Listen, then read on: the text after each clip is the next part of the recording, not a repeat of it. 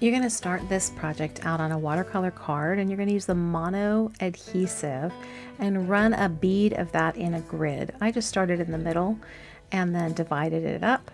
I've let it dry completely. I've added the gold foil and then brushed it off with a sort of a scruffy brush.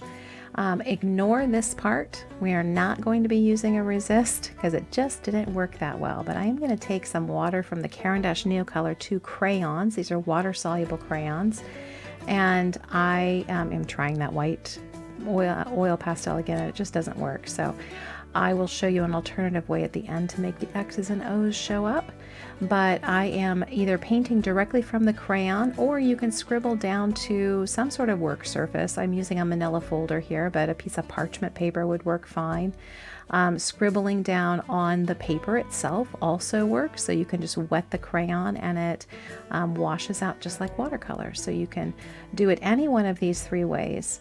And once I get this completely filled in, alternating colors, I'm going to come back with the crayon, with the Caran crayon, and darken up the frames just a little bit. So add a little more color, a little more density around the outside, around the frames, and then just let it dry.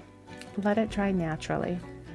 I'm going to speed dry it with a heat tool, like a hair dryer. So if you need to speed dry it because you're in a rush, you can go ahead and hit it with a hair dryer, but like I'm doing here. But I'm trying to do that oil pastel and seeing that it's just not working with the intensity that I want it to. And so I just give up and go ahead and come over top of this with a white paint marker, and that worked much better. So these are a pump acrylic paint marker, and you have to pump the tip of it to get it to flow a little bit. But that is it.